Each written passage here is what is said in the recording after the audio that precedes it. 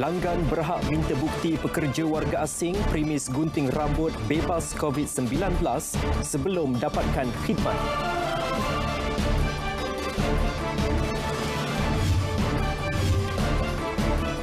Hampir separuh daripada 33 kes baharu COVID-19 hari ini ialah kes import yang mendapat jangkitan di luar negara.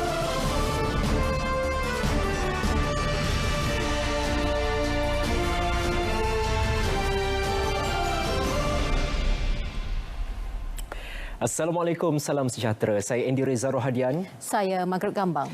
Saudara, aliran trafik di lebuh raya utama negara dijangka meningkat malam ini kerana warga Kuala Lumpur mengambil peluang balik kampung selepas perjalanan rentas negeri dibenarkan di bawah PKPP. Tambahan pula esok cuti hujung minggu pertama dalam PKPP. Ya, untuk tinjauan di lebuh raya, kita bersama wartawan Fizawati Zainal yang kini berada di kawasan rehat dan rawat Sungai Buloh, Selangor. Silakan Fiza. Terima kasih Mac dan Andy di Angkasa Puri, dan saya ketika ini berada di kawasan rehat dan rawat Sungai Buloh. Dalam perjalanan nak datang ke tempat ini tadi sekitar pukul 6 petang ke 7 malam. Trafiknya agak meruncing ataupun sesak, penuh dengan kenderaan, tapi saya telah itu disebabkan oleh pertembungan anda yang nak balik kampung dengan mereka yang baru sahaja selesai kerja. Tak heranlah dalam perjalanan tadi pun terngiang-ngiang lagu indahnya beraya di desa dan juga balik kampung oleh Datuk Seri Irman Hadi Ashad. Baik, jika tadi sekitar 6 petang, bahagian petangnya saya dimaklumkan oleh pihak PLAS bahawa trafik mula kelihatan meningkat, dan ketika ini kalau anda dapat saksikan di sebelah saya ini, yang anda nampak hampir tidak bergerak dan juga bergerak perlahan itu adalah trafik dari Plaza Tol Jalan Duta menghala ke utara. Jadi ini bukanlah sesuatu yang biasa yang saya difahamkan, bahawa ini menunjukkan ramai dalam kalangan kita yang berada di Lembah Kelang mungkin memilih untuk pulang ke kampung pada waktu ini. Tambahan pula keadaan sekarang ini hujan, jadi bagi anda yang nak pulang ke kampung, rancang perjalanan anda sebaiknya dan sediakan apa yang patut agar anda tidak perlu berhenti terlalu kerap di kawasan rehat dan rawat. Pun begitu, jika anda perlu berhenti di kawasan rehat dan rawat, nampaknya pihak PLAS telah menyediakan perkhidmatan dan juga membuka kebanyakan premis yang ada di sini, dan seperti yang dikeluarkan oleh pihak PLAS petang tadi menerusi satu kenyataan medianya menyatakan surau sudah mula dibuka. Begitu juga dengan kemudahan-kemudahan lain, dan ini memberi kelegaan kepada ramai dengan prosedur dan juga SOP yang telah ditetapkan. Ramai yang menyambut baik cadangan ini, dan anda yang mahu menggunakan perkhidmatan-perkhidmatan yang disediakan di RNR ini, jangan lupa untuk menulis nama anda, merekodkan nama anda, sama ada secara manual ataupun mengikut QR code ataupun scan QR code anda menggunakan perkhidmatan yang disediakan, sama ada milik premis ataupun dari pihak PLAS sendiri. Dan ketika ini juga untuk makluman anda, seperti yang saya sembang-sembangkan bersama dengan anggota ataupun rakan-rakan dari PLAS ini sendiri, trafik ini dijangka akan meningkat lagi pada tengah malam. Jadi perlulah anda merancang perjalanan sebaiknya, dan pastikan seperti biasa kad tasyenggu anda ada nilai yang mencukupi. Selain daripada itu, kalau boleh bawalah kopi panas untuk membantu anda mengurangkan jumlah henti dan juga jajan dalam kenderaan bagi membantu anda melancarkan perjalanan. Sebenarnya banyak yang nak juga dikongsikan memandangkan keadaan trafik dari masa ke masa ini akan kami bawakan juga dari lokasi lain. Kita nak lihat di seluruh negara sebenarnya bagaimana keadaan trafik ini. Justeru saya akan hantar anda semua untuk bersama-sama dengan rakan saya iaitu Tuan Julia yang ketika ini berada di Ibu Pejabat Lembaga Lebuh Raya Malaysia. Jadi terus saja kepada Tuan Julia. Terima kasih Mac dan Andy. Terima kasih sahabat baik saya, si cantik manis Fizawati Zainal yang juga bersama dengan saya belum berpeluang lagi untuk pulang ke kampung. Jadi di hujung minggu pertama selepas pergerakan rentas negeri dibenarkan, saya berada di Lembaga Lebuh Raya Malaysia LLM di Bangi untuk meninjau keadaan trafik di lebuh raya utama di seluruh Malaysia. Kalau anda dapat lihat di paparan di belakang saya ini, di CCTV di belakang saya ini menunjukkan secara keseluruhannya sememangnya terdapat pertambahan jumlah kenderaan apatah lagi dengan keadaan cuaca yang hujan lebat di beberapa buah kawasan. Namun untuk mengetahui dengan lebih terperinci lagi keadaan ataupun situasi sebenar lebuh raya di seluruh Malaysia, saya kini bersama dengan Tuan Syed Muhammad Faizal Syed Ahmad, Ketua Penolong Pengarah Pembangunan dan Trafik LLM. Apa khabar Tuan Syed? Okey, kalau boleh Tuan Syed kongsikan bersama kami bagaimana keadaannya lebuh raya ketika ini, terutamanya di hari ketiga Perintah Kawalan Pergerakan Pemulihan. Okey, sejak PKP dilaksanakan iaitu pada 18 Mac yang lalu, memang kita lihat keadaan trafik telah turun secara mendadak. Walau bagaimanapun, sejak PKPB mulai pada 4 Mei dan pada ini 10 Jun kita telah melihat bahawa banyak kenderaan-kenderaan yang telah memasuki lebuh raya dan sekarang ini dia telah mencecah kepada 3.7 juta kenderaan sehari. Jadi pada masa yang sama juga daripada pemantauan pihak LLM di pusat pengurusan trafik kita mendapati bahawa kita menjangkakan bahawa akan berlaku pertambahan trafik sekitar 10 hingga 15%, sekitar dalam 400,000 buah kenderaan yang akan memasuki di semua lebuh raya utama di bawah seliaan pihak LLM. Dan pihak LLM juga telah membuat persediaan yang sewajarnya bersama dengan pihak syarikat konsesi, di mana pihak LLM telah mengeluarkan arahan kepada pihak PLAS dan ANIH supaya menghentikan sementara kerja-kerja yang melibatkan penutupan lorong, terutamanya pada 12, 13 dan 14 sempena minggu pertama PKPP ini. Jadi kita harap dengan tindakan-tindakan yang telah dibuat oleh pihak LLM ini dapat membantu pengguna-pengguna lebuh raya membuat perjalanan yang lancar untuk ke destinasi terutamanya ke kampung halaman. Okey, mungkin Tuan Syed boleh kongsikan untuk jangka masa sehingga bila perkembangan pertambahan jumlah kenderaan ini? Okey, berdasarkan kepada pola pertambahan trafik yang kita perolehi, kita menjangkakan bahawa pertambahan trafik ini akan berlarutan sehingga ke minggu hadapan. Kemungkinan pada minggu kedua PKPP dilaksanakan. So jadi kita menjangkakan bahawa trafik pada minggu pertama PKPP dan minggu kedua PKPP. Okey, terima kasih Tuan Syed. Semoga perkongsian ini memberi manfaat bagi anda yang ingin mendapatkan perkembangan terkini tentang trafik di lebuh raya. Boleh melayari laman Twitter LLM Info Trafik ataupun menghubungi talian hotline di 1800 885572. Apapun kawal ataupun rancang perjalanan anda, patuhi SOP yang ditetapkan dan juga lakukan kawalan kendiri. Kita kembali ke Angkasa Puri. Baik, terima kasih Fiza dan juga Julia untuk laporan tersebut. Kita ke perkembangan selanjutnya. 33 kes baharu COVID-19 dilaporkan hari ini menjadikan jumlah kes positif keseluruhan sebanyak 8,402 kes. Ya, menurut Ketua Pengarah Kesihatan, Datuk Dr. Nur Hisham Abdullah, 16 kes adalah kes import yang mendapat jangkitan di luar negara. Daripada 17 kes penularan di dalam negara pula, 14 kes melibatkan bukan warga negara dan hanya 3 kes dalam kalangan rakyat Malaysia.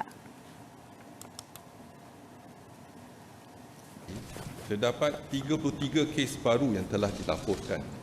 Ini menjadikan jumlah kes positif COVID-19 di Malaysia adalah sebanyak 8,402 kes.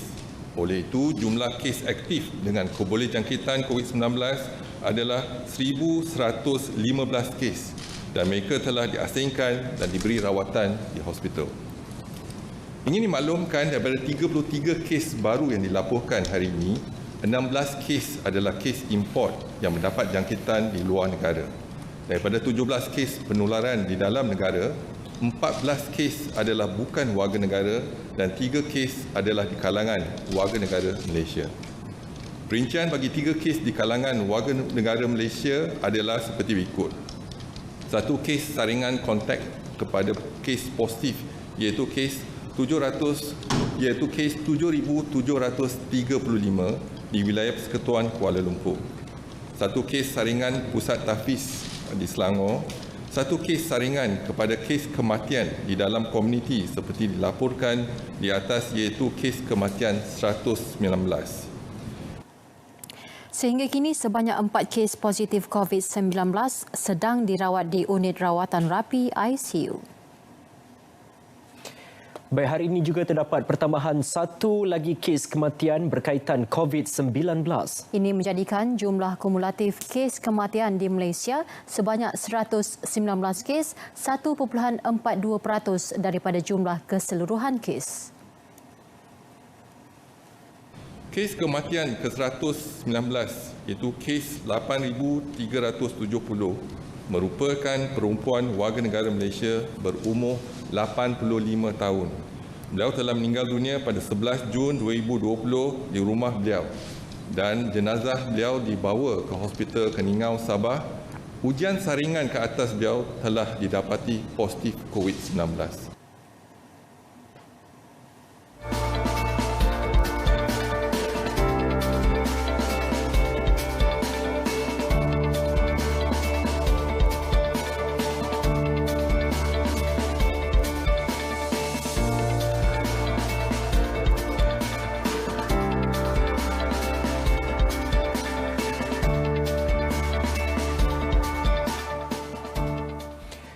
Baik, Datuk Dr. Nur Hisham mengesahkan seorang tukang gunting rambut warga negara asing yang bekerja di ibu negara positif COVID-19.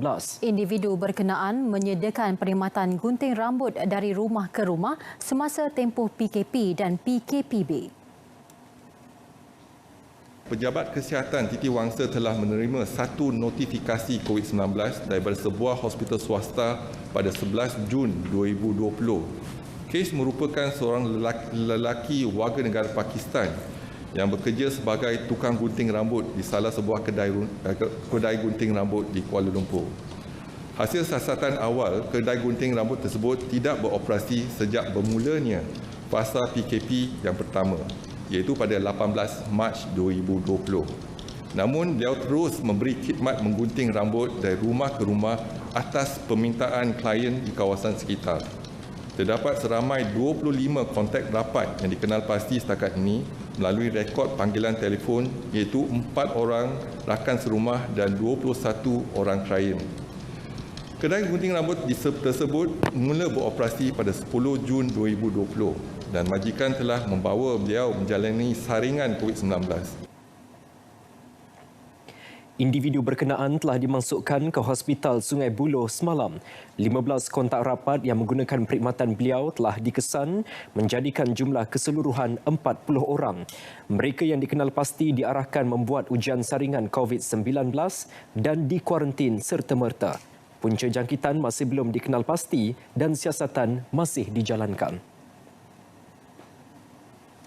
Dan berikutan kes terbaru itu, Menteri Kanan Keselamatan Datuk Seri Ismail Sabri Yaakob berkata pelanggan boleh mendapatkan pengesahan kesihatan daripada tukang gunting rambut khususnya pekerja warga asing. Tegas beliau, pelanggan berhak mendapatkan bukti tukang gunting bebas COVID-19 sebelum mendapatkan perkhidmatan gunting rambut.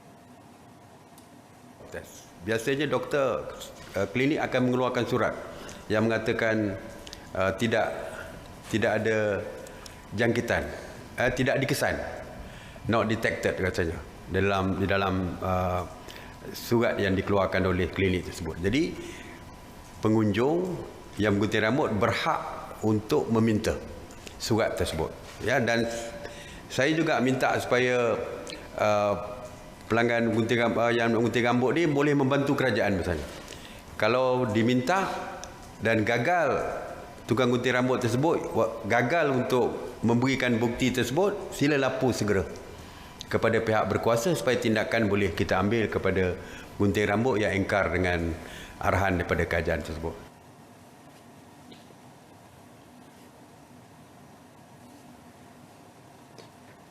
Baik, sementara itu Datuk Seri Ismail Sabri menegaskan meski mesyuarat, seminar, kursus dan latihan boleh diadakan, penganjurannya perlu mematuhi prosedur operasi standard SOP. SOP mengenainya dan juga SOP di rumah ibadat bukan Islam akan diumumkan Isnin ini. Walau bagaimanapun, SOP mengenai mesyuarat dan seminar ini sedang diperhalusi oleh Majlis Keselamatan Negara bersama dengan Kementerian Kesihatan Malaysia dan dijangka mereka akan membentangkan kepada mesyuarat khas pada hari Isnin nanti untuk kelulusan. InsyaAllah saya akan umumkan mengenai SOP seminar, mesyuarat, kursus dan latihan ini. Jadi oleh kerana ada perubahan-perubahan baru kepada SOP yang melibatkan ibadah, rumah ibadah Islam, maka saya percaya akan ada perubahan bagi rumah-rumah ibadah bukan Islam. Dan saya dimaklumkan oleh Menteri Perpaduan Negara Datuk Halimah Sadiq bahawa beliau akan membentangkan cadangan SOP baru rumah ibadah bukan Islam pada hari Isnin nanti. Saudara, bermula hari ini, semua masjid, surau Jumaat dan surau dalam zon hijau di wilayah Persekutuan menerima jumlah jemaah yang lebih ramai bagi solat Jumaat dan solat berjemaah. Di Kuala Lumpur, 23 masjid dalam zon hijau menerima kehadiran jemaah mengikut jumlah yang dibenarkan. Salah satu daripadanya, Masjid Saidina Umar Al-Khattab di Bukit Damansara. Ia turut menerima kehadiran Perdana Menteri Tan Sri Muhyiddin Yassin. Laporan wartawan Tuan Ikram Tuan Muhammad. Bagi kembali mengimarahkan masjid dan surau yang telah hampir 3 bulan menyepi, kuliah maghrib dan kuliah subuh kini telah boleh diadakan kembali mengikut SOP yang telah ditetapkan oleh pihak kerajaan. Selain itu, para muslimah juga dibenarkan untuk hadir berjemaah di masjid dan surau, tetapi perlulah mengikut mahram masing-masing. Setibanya pada 1 tengah hari, Tan Sri Muhyiddin dilihat mematuhi prosedur operasi standard SOP yang sama seperti jemaah lain. Ia termasuk membawa sejadah dari rumah serta menjalani pemeriksaan suhu dan memakai pelitup separuh muka. Selain Perdana Menteri, hampir 200 jemaah terdiri daripada ahli karyah Bukit Damansara mula berkumpul di hadapan pintu masjid seawal 11.45 pagi sebelum dibenarkan masuk pada pukul 12.15 tengah hari. Jemaah dibenarkan masuk mengikut kapasiti tidak melebihi 1/3 daripada jumlah kapasiti bagi Dewan Solat Utama. Jadi bila masuk ni kita telah mendaftarkan nama dan membawa tiket sembahyang sendiri dan juga diberi ujian suhu badan di mana tidak boleh melebihi daripada 37.5 dan di tempat-tempat yang kita dah sediakan dengan marking-marking untuk mereka meletakkan sejadah yang dibawa daripada rumah. Alhamdulillah, satu perasaan yang tidak dapat diungkapkan kepada jemaah sendiri dan terutama kita daripada pihak pentadbiran masjid amat menanti-nantikan kehadiran jemaah yang buat pertama kali datang ke masjid setelah sekian lamanya PKP ini. Bagi golongan musafir dan juga pemandu perkhidmatan e-hailing, ruang khas turut disediakan kepada anda bagi tujuan solat berjemaah. Oleh itu, hargailah kelonggaran yang telah diberikan oleh pihak kerajaan ini dengan mematuhi semua SOP yang telah ditetapkan seperti menjaga jarak penjarakan sosial dan juga sepanjang berada di kawasan masjid, elakkan bersentuhan dan bersalaman. Patuhilah semua SOP yang telah ditetapkan. Kita jaga kita. Tuan Ikram Tuan Muhammad, RTM.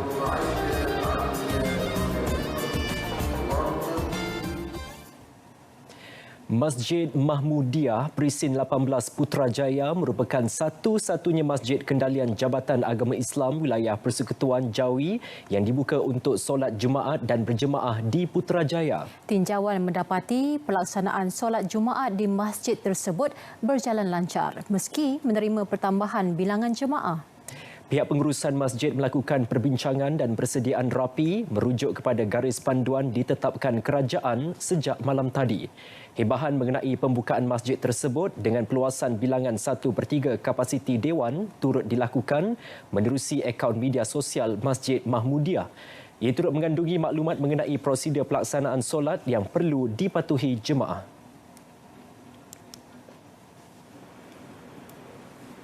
Antara perkara pertama yang kita putuskan ialah bilangan, iaitu 500 ahli jemaah.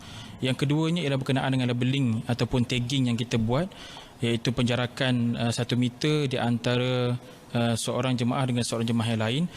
Yang mana kalau di Masjid Mahmudiyah ataupun kapasiti dalam Dewan Solat Utama sahaja dan juga bersama dengan Dewan Solat Utama sendiri, iaitu sebanyak 250 orang. Jemaah mula berbaris di perkarangan masjid seawal pukul 11.30 pagi. Meski pintu hanya dibuka setengah jam selepas itu, pemeriksaan ketat dilakukan pihak masjid dan beberapa sukarelawan bagi memastikan kelancaran pergerakan. Daripada pintu masuk ditanyakan berapa jumlah orang yang hadir dalam kereta, dan di pintu masuk masjid juga dibuat saringan dan perlu berdaftarkan nama lah melalui apps yang disediakan. Saya berasa bertuah dan bersyukur kerana selepas 3 bulan Masjid Mahmudiyah ni akhirnya dibuka untuk kita boleh bersolat Jumaat, dan seperti mana yang telah dimaklumkan awal dalam WhatsApp group Masjid Info Masjid Mahmudiyah ni, kita telah siap mengambil wuduk lah awal-awal lagi di rumah. Kemudian apabila saya sampai ni, saya lihat nampak teratur bila masuk tu ada kawalan daripada petugas masjid yang menanyakan ada bawa sejadah ataupun ada bawa emas, kemudian terus parking. Di sini saya tengok teratur ada kawalan yang nampak teratur, yang kita boleh scan barcode untuk kita registerkan nama, nombor telefon dan juga inilah kita punya suhu. Dan sekarang saya nak masuk ke dalam lah selepas 3 bulan dah tak solat Jumaat kan. Alhamdulillah. Kami mengalu-alukan kehadiran semula ahli jemaah, dan yang paling penting situ dengan kehadiran mereka amat dialurkan mereka mematuhi kepada SOP yang disediakan, meletakkan kepentingan keputusan diri itu dahulu. Jemaah bukan warga negara, tidak memakai pelitup hidung dan mulut serta gagal membawa sejadah sendiri akan diarah pulang. Pintu masjid ditutup sebaik jumlah jemaah mencapai had maksimum. Baik, di Selangor pula, Jabatan Agama Islam Selangor JAIS telah mengeluarkan garis panduan komprehensif untuk dijadikan panduan serta kawalan kepada pegawai dan ahli jawatan kuasa masjid. Seperti dijangka, Masjid Sultan Salahuddin Abdul Aziz Shah di Shah Alam menjadi tumpuan. Wartawan Ikhwan Samsudin melaporkan. Hampir 13 minggu rakyat Selangor tidak dapat menunaikan solat Jumaat di masjid. Hari ini atas perkenan Duli Yang Maha Mulia Sultan Selangor Sultan Sharifuddin Idris Shah, 39 buah masjid di seluruh Selangor menerima jemaah seramai 40 orang berbanding 12 orang sebelum ini. Walau bagaimanapun, terdapat SOP yang perlu dipatuhi oleh jemaah, yang mana hanya jemaah yang dijemput sahaja dibenarkan masuk. Pintu utama masjid dibuka pada 12.30 hari untuk kemasukan kenderaan, namun dikawal ketat oleh penguatkuasa JAIS. Buat permulaan, hanya permohonan yang dipilih menerusi borang Google Form akan menerima undangan daripada pihak masjid. Ia bertujuan untuk mengawal kehadiran, memandangkan Masjid Sultan Salahuddin Abdul Aziz Shah adalah lokasi tumpuan bagi jemaah menunaikan solat Jumaat di Selangor. Jemputan diberi dalam bentuk paparan telefon atau kad fizikal mengikut tarikh-tarikh yang ditetapkan dan perlu ditunjukkan kepada petugas di pintu masuk utama. Bagaimanapun, terdapat kekeliruan dalam kalangan warga negeri berhubung kebenaran terbabit. Saya bila bertanya pada pegawai di masjid, mereka menjawab just datang je perlu bawa emas sama sejadah. Dan first 40 tu dia akan allow lah. Lepas tu nanti dia akan cut off. Lepas tu kalau boleh, sebab masjid ni ada 2 tingkat. Jadi mungkin kemungkinan dibuka pula di bawah. Jadi secara logiknya saya fikir okeylah, fair lah macam tu. So kita pun make effort untuk datang, dan bila datang ni baru dimaklumkan bahawa ada kupon yang kita tak tahu pun kupon tu ada, dan dia cakap kupon tu dah habis distribute. Jadi kita agak terkilan lah benda tu sebab maklumat tu tak sampai. Jadi saya harapnya untuk next Friday ni ada lebih information yang lebih jelas supaya tak berlaku kekeliruan, sebab kita pun dah dekat hampir 2 bulan tak solat Jumaat, jadi ramai orang yang nak datang dekat sini. Individu yang berhasrat menunaikan solat Jumaat pada minggu-minggu seterusnya boleh memohon melalui aplikasi Google Form yang disediakan pihak masjid. Keputusan membuka masjid secara berperingkat di Selangor susulan pelaksanaan Perintah Kawalan Pergerakan Pemulihan PKPP dan setelah mengambil kira kedudukan data terkini kes wabak COVID-19 di Selangor. Ikhwan Samsudin, RTM.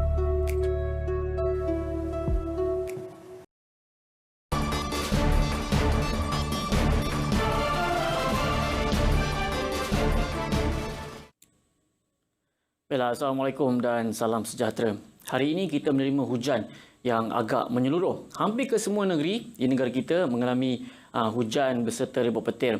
Hal ini berikutan terdapat penumpuan angin di rantau negara kita. Angin pada ketinggian 5,000 kaki bertiup daripada arah baratan dan membawa kelembapan yang agak banyak. Manakala pada ketinggian 10,000 kaki pula angin bertiup daripada arah timuran. Dan dengan adanya penumpuan angin ini, ianya adalah kondusif bagi pembentukan awan aktif yang boleh membawa keadaan cuaca lembap. Ribut petir di utara, di negeri Perlis, Kedah dan juga Pulau Pinang sudah pun reda sepenuhnya, kecuali di negeri Perak. Pada ketika ini, hujan beserta ribut petir sedang berlaku di bahagian pantai barat semenanjung Malaysia, di negeri Perak, di negeri Pahang, negeri Sembilan, Selangor, begitu juga di negeri Johor, dan keadaan ini kita jangkakan boleh berlanjutan sehingga ke awal pagi nanti. Bagi ramalan cuaca pada pagi esok, dalam jangkaan pukul 8 pagi nanti, kebanyakan negeri di semenanjung Malaysia insya-Allah akan mengalami keadaan cuaca yang agak cerah, kecuali di bahagian selatan negeri Johor dan juga bahagian barat negeri Johor akan mengalami keadaan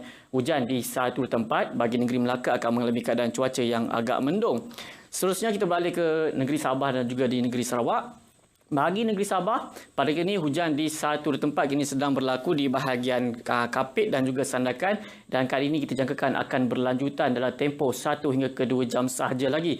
Bagi negeri Sarawak pula, pada ketika ini hujan di satu tempat kini sedang berlaku di bahagian Limbang dan juga di bahagian barat negeri Sarawak, dan keadaan ini kita jangkakan akan mengembang dan akan menyebabkan hujan beserta petir akan berlaku pada lewat malam nanti yang melibatkan beberapa bahagian di bahagian Limbang, Miri, Kapit dan juga sebahagian besar bahagian barat di negeri Sarawak. Pada esok pagi, bagi negeri Sabah, kita jangkakan akan mengalami hujan di satu tempat akan berlaku di bahagian pedalaman, juga melibatkan wilayah Persekutuan Labuan. Di bahagian-bahagian lain insya-Allah akan mengalami keadaan cuaca yang agak cerah. Keadaan yang berbeza pula akan berlaku di negeri Sarawak. Hujan beserta petir akan berlaku di tengah negeri Sarawak yang melibatkan bahagian Mukah, Sibu, Betung dan juga di bahagian Kapit. Di bahagian-bahagian lain akan mengalami keadaan cuaca yang agak cerah. Selain daripada itu, pastikan anda muat turun aplikasi My Cuaca bagi mendapatkan informasi dan maklumat yang terkini dan juga sahih, ataupun boleh layari laman salon kami di www.met.gov.my. Mudah, hanya di hujung jari anda. Baiklah, Assalamualaikum dan salam sejahtera. Bertemu kembali. Saudara, seperti biasa setiap Jumaat kita lihat kemas kini harga petrol dan diesel mingguan. Harga baharu berkuat kuasa tengah malam ini sehingga 19 Jun.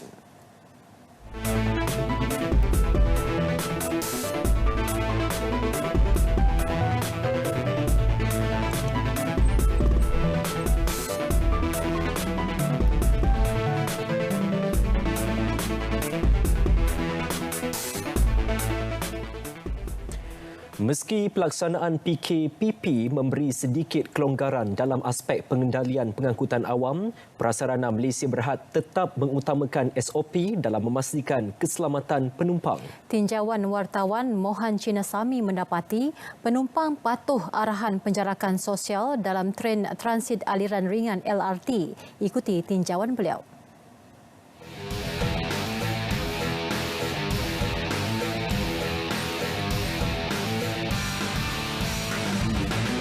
Mengambil 10 badan merupakan norma biasa sekiranya anda berada di stesen LRT dan sebagainya bagi memastikan anda benar-benar bebas daripada wabak COVID-19.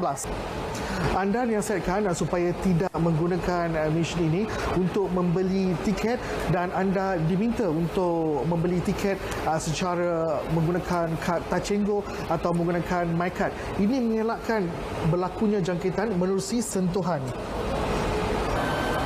Perkara yang paling penting adalah beratur sebelum menaiki tren. Ini memastikan bahawa ada penjarakan sosial di antara penumpang.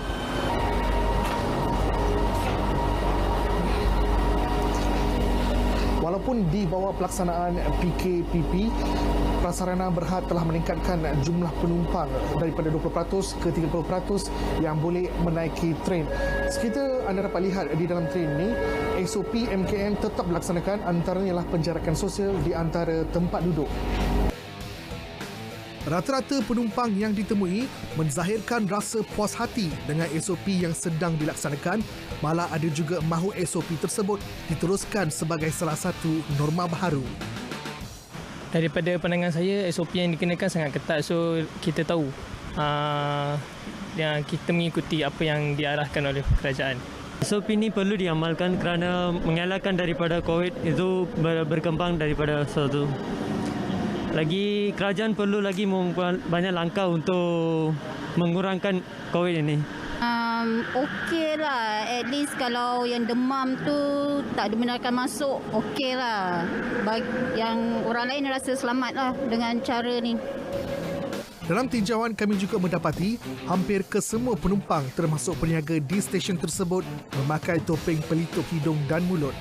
Jelas menunjukkan walaupun jumlah kes melibatkan COVID-19 berkurangan dan PKPP dilaksanakan, rakyat masih lagi mahu mengutamakan langkah berjaga-jaga dan mematuhi peraturan sedia ada.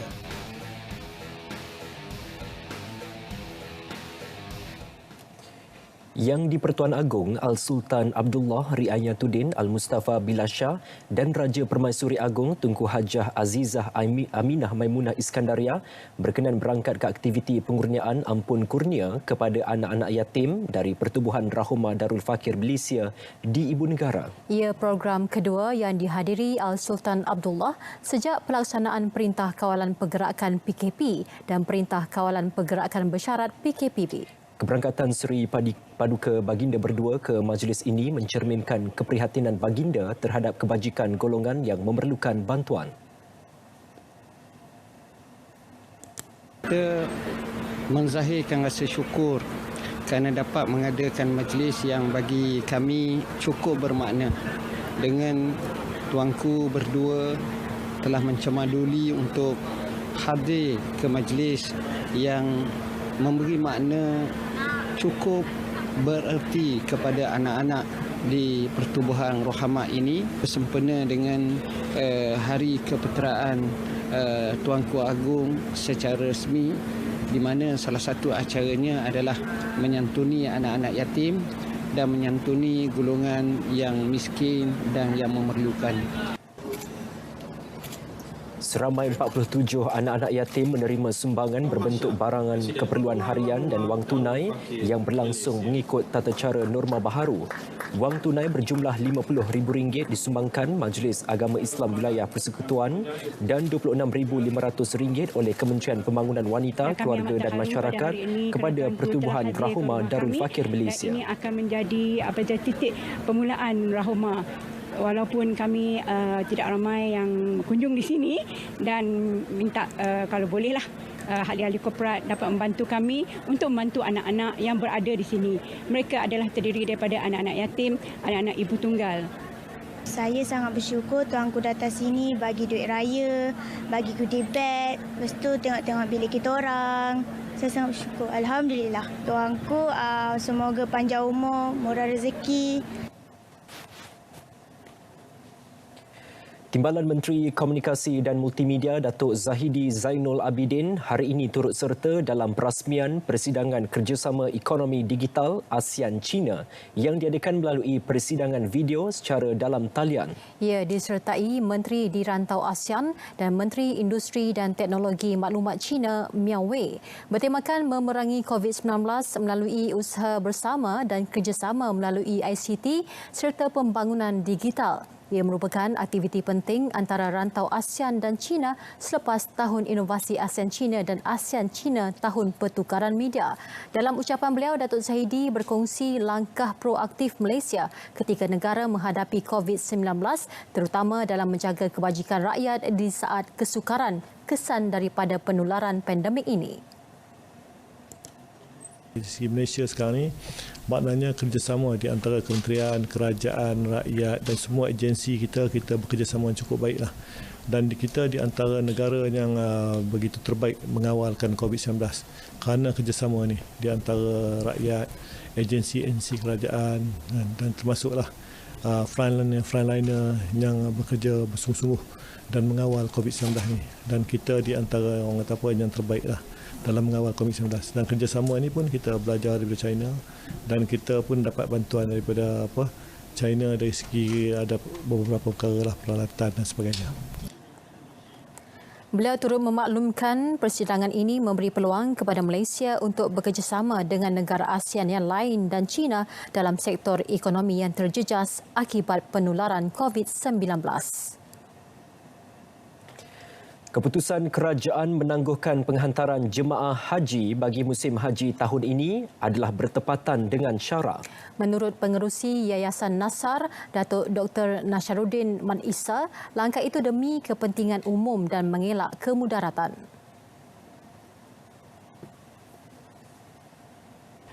Kerana seperti mana yang kita sedia maklum, salah satu daripada syarat haji itu adalah al-istita'ah, iaitu kemampuan.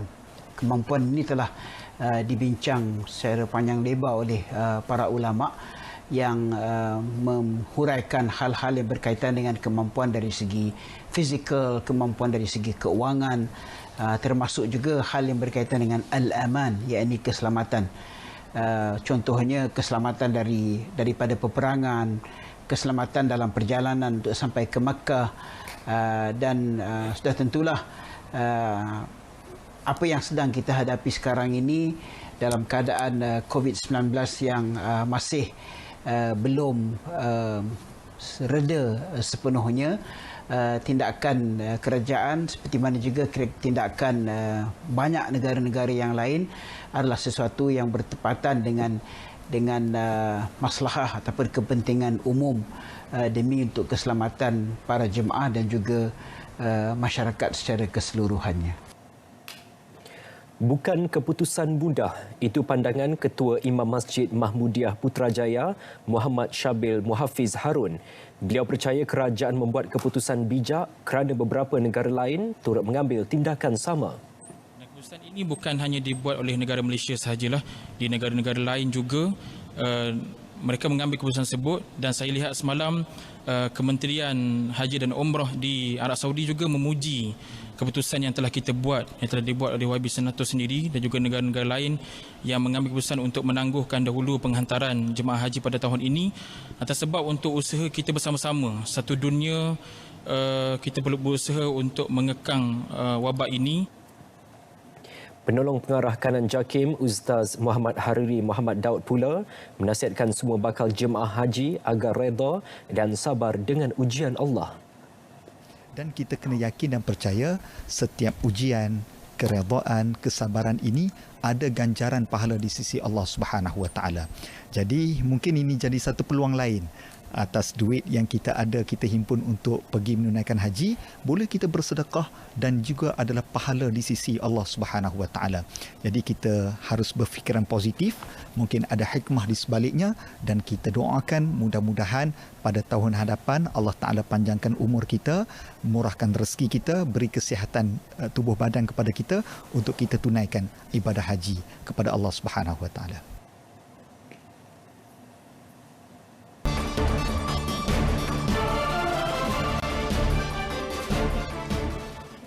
bertemu kembali. Kerajaan optimis ekonomi negara akan mencatat pertumbuhan yang lebih baik pada suku ketiga dan keempat tahun ini. Menteri Kewangan Tengku Datuk Seri Zafrul Tengku Abdul Aziz berkata, pembukaan semula sektor ekonomi membantu merancakkan pertumbuhan itu. Jadi, hopefully this momentum will continue. So logically, by the data that we have, the third quarter, kalau momentum ni continue, kalau tak ada second wave dan sebagainya, it should be better lah. Namun katanya pertumbuhan ekonomi suku keempat bergantung kepada ekonomi global. Sekiranya ekonomi global adalah positif, maka ekonomi negara juga akan menjadi lebih bagus untuk tempoh sama. Tengku Zafrul berkata demikian dalam sidang media lawatan kerja KWSP di Ibu Negara. Tengku Datuk Seri Zafrul turut memaklumkan suntikan fiskal langsung kerajaan untuk pakej rangsangan ekonomi Prihatin Rakyat Prihatin dan Pelan Jana Semula Ekonomi Negara Penjana bernilai RM45 bilion. RM35 bilion daripada jumlah tersebut akan dipinjam daripada pasaran tempatan. Jelas beliau, kerajaan tidak akan mengeluarkan sebarang bon dalam denominasi mata wang asing untuk membiayai suntikan fiskal. Ini kerana negara mempunyai kedudukan mudah tunai yang kukuh. Fiskal injection penjana ialah sebanyak RM10 bilion out of the RM35 bilion. And where is this 10 billion coming from? Is going to be from borrowings. Borrowings dari mana? Borrowings daripada dalaman ataupun local currency. Suntikan fiskal di bawah penjana dikumpulkan menerusi Sekuriti Kerajaan Malaysia MGS dan terbitan Pelaburan Kerajaan Malaysia MGII. Baik saudara, seterusnya kita akan ke segmen sukan bersama rakan penyampai Syairul Islam. Silakan Syairul.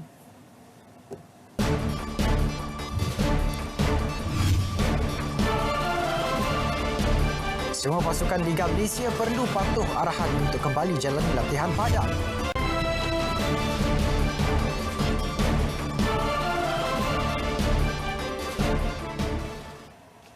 Terima kasih Andy dan juga Mac. Assalamualaikum dan salam sejahtera. Untuk perkembangan sukan malam ini, kita akan mulakan dengan laporan ini. Semua pasukan Liga Malaysia yang mahu memulakan kembali latihan wajib untuk 4 perkara diarahkan Liga Bola Sepak Malaysia MFL sebelum dibenarkan turun ke padang bermula 15 Jun ini. Ketua Pegawai Eksekutifnya Datuk Abdul Ghani Hassan berkata, arahan itu selaras dengan SOP ditetapkan pihak berwajib. Majlis Keselamatan Negara, Kementerian Kesihatan Malaysia KKM dan Kementerian Belia dan Sukan KBS. Seperti macam mana pertama tadi ialah swab test kepada semua pemain dan pegawai pasukan yang terlibat untuk menjalani latihan peringkat 15 bulan nanti. Yang keduanya berkenaan pendaftaran di dekat venue latihan. Jadi mereka haruslah menamakan venue mana dan mendaftarkan online dengan MITI untuk dikenal pasti di mana mereka akan mula latihan. Seterusnya adalah untuk melantik pegawai penyelaras di peringkat pasukan ataupun kelab masing-masing untuk memastikan pegawai ini akan menjalankan bahawa sepenuhnya SOP yang telah dan akan diberikan kepada mereka. Beliau berkata demikian selepas mempengerusikan mesyuarat dalam talian bersama setiausaha pasukan Liga Malaysia. Sesi tersebut membincangkan secara mendalam SOP yang perlu dipatuhi pasukan untuk mengadakan latihan. Dalam pada itu, Datuk Abdul Ghani berpuas hati dengan maklum balas diberikan semua pasukan. Mereka menyatakan komitmen tinggi untuk patuh setiap SOP ditetapkan. Skuad The City Boys dijangka memulakan latihan padang bermula Rabu depan dengan mematuhi semua prosedur operasi standard SOP ditetapkan. Setiausaha Agung Persatuan Bola Sepak Kuala Lumpur KLFA, Nokman Mustafa berkata pemain akan menjalani ujian swab terlebih dahulu Isnin ini. Jelasnya keputusan ujian berkenaan dijangka diperoleh dalam masa 48 jam. Latihan hanya akan bermula sekiranya keputusan didapati negatif. Pemain juga mungkin dipecahkan dalam 4 kumpulan berbeza kerana latihan tidak boleh melebihi 10 orang pada satu masa. Malah setiap kumpulan tersebut akan menjalani latihan pada waktu berbeza di Stadium KLFA Ceras. Tambah Nokman, pihaknya masih menunggu SOP terperinci mengenai latihan bola sepak daripada Kementerian Belia dan Sukan dan Liga Bola Sepak Malaysia dalam masa terdekat. Sebelum penangguhan saingan Liga Malaysia, Kuala Lumpur menduduki tempat keempat Liga Premier dengan 8 mata selepas menang 2 perlawanan dan seri 2 kali. Masih jauh namun ada peningkatan. Kutipan tabung Persatuan Bola Sepak Kelantan KAFA kini berjumlah RM25,000. Perkara itu diumum Pengerusi Jawatan Kuasa Bertindaknya Ahmad Muzakir Hamid. Ahmad Muzakir berharap kutipan akan terus meningkat menjelang 31 Ogos ini sebelum saingan Liga bermula pada September. Asasakan kepada 340,000. Jika jumlah ini capai kepada 340,000 menjelang 31 Ogos nanti, ia dapat banyak membantu kita untuk menyelesaikan pelbagai masalah hutang, termasuklah hutang player tempatan dan player import. Dan player import sekarang kita alhamdulillah ada pelanjutan runingan pelanjutan masa.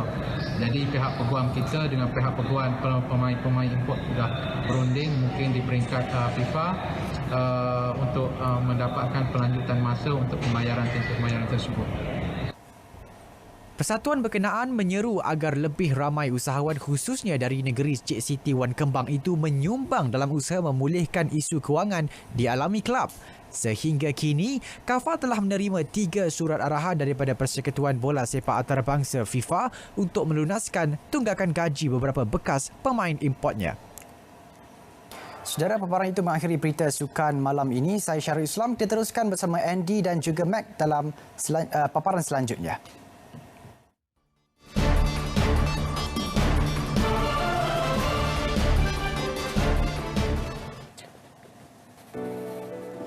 Sejak penularan COVID-19, petugas Barisan Hadapan bertungkus lumus dalam usaha memerangi wabak tersebut.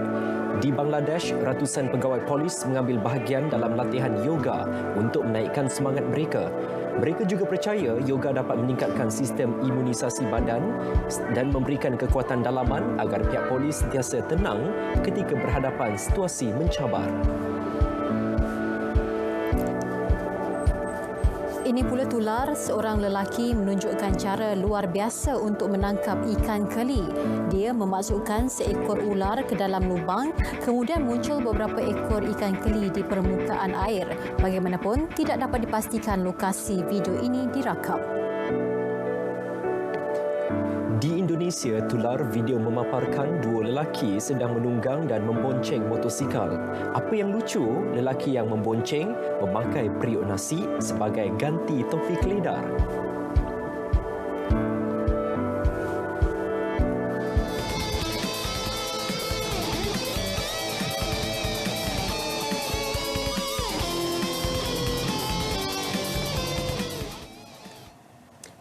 Saudara negara kehilangan sebutir lagi permata seni. Penyanyi dan pencipta lagu Ala Lala Tok Jangan Saman, Muhammad Fauzi Ahmad atau lebih dikenali sebagai Poi, meninggal dunia di Hospital Kuala Lumpur 12.30 tengah hari tadi. Poi menghembuskan nafas terakhir pada usia 64 tahun, dipercayai akibat komplikasi penyakit jantung, buah pinggang dan hati yang dihidapi sejak beberapa tahun lalu. Menurut isteri Allahyarham Nur Aisyah Zakaria, suaminya itu dimasukkan ke Hospital Selayang minggu lepas dan dibenarkan pulang pada Rabu. Namun kesihatan Poi merosot semalam dan dikejarkan ke hospital semula.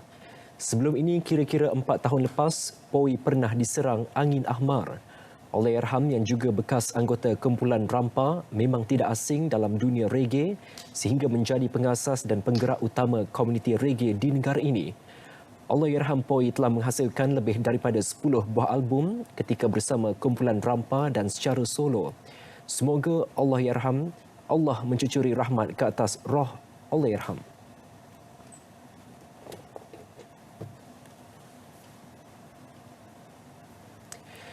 Sememangnya keputusan kerajaan membenarkan melakukan aktiviti penggambaran memberi kelegaan kepada penggiat industri kreatif yang rata-rata merupakan pekerja sambilan. Bagaimanapun, pematuhan garis panduan dan SOP ditetapkan kerajaan menjadi keutamaan kepada artis dan kru produksi. Zairul Fahmi Khairuddin yang merupakan pengarah muda RTM berkata, kerjasama yang baik antara kru produksi sebenarnya banyak membantu memudahkan proses kerja dalam norma baharu ketika di set penggambaran. Kita harus menjaga social distancing dan seringkali mengingatkanlah kita punya kru-kru agar kerap kali mengingatkan agar jaga social distancing tu dan sentiasa memakai hand sanitizer kan, selalu basuh tangan. Saudara, berita perdana edisi 12 Jun berakhir di sini. Terus amalkan kawalan kendiri serta biasakan dengan gaya hidup norma baharu. Dan pastikan anda patuhi perintah kawalan pergerakan pemulihan PKPP. Dengan itu, Assalamualaikum. Salam hormat.